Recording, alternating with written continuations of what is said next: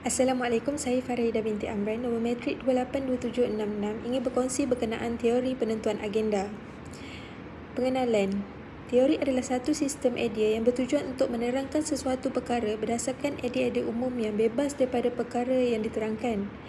Ia adalah alat penerangan dan tafsiran yang membolehkan seseorang memahami sesuatu perkara dan mengahadkan pemahamannya berdasarkan konteks kajiannya. Oleh kerana media adalah bidang yang interdisiplin, terdapat teori-teori yang diserap daripada bidang yang berbeza yang akhirnya membentuk pelbagai acuan kajian media.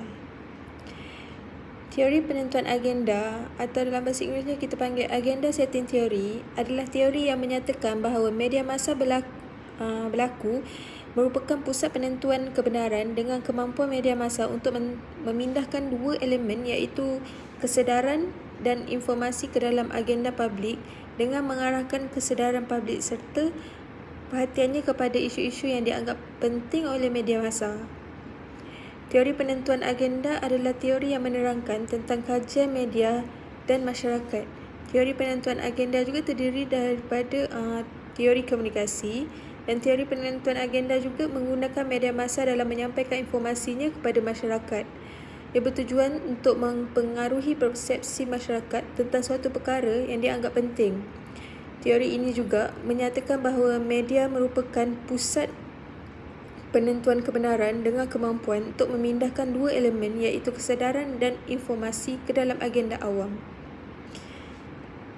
Seterusnya, penggunaan teori dalam kehidupan seharian beserta contoh. Secara umumnya, teori penentuan agenda menggunakan pengaruh media massa dalam menyampaikan maklumat untuk mempengaruhi masyarakat. Contoh penggunaan teori penentuan agenda ialah melalui asumsi yang menyatakan bahawa media massa menyaringkan berita atau penulisan sebelum disiarkan dalam media massa. Kita boleh ambil contoh kes mengenai Prita Mulyasari, seorang ibu muda yang dipenjarakan kerana mengadu tentang perkhidmatan sebuah institusi hospital melalui emailnya. Lalu, media massa menyiarkan kiriman beliau dan beliau menjadi viral dan orang ramai mula menyokong dan memberi perhatian terhadap kes beliau.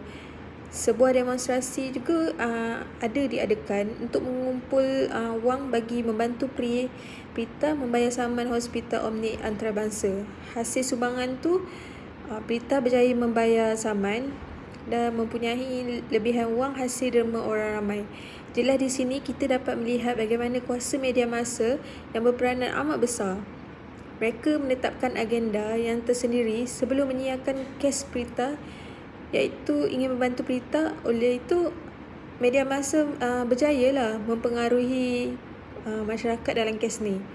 Masyarakat ni berpotensi untuk menerima apa sahaja yang disampaikan oleh media secara langsung.